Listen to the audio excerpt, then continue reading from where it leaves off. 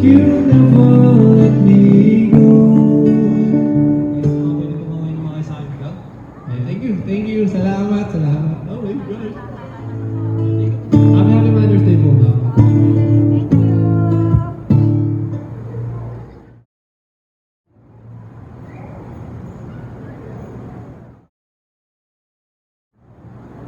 Bago pa na matapos ang video na to guys, gusto ko sana batiin ng nanay ko ng Happy Mother's Day and kay Grandma, Happy Mother's Day. Ang video natin guys, don't forget to like, share, and comment. Love you all.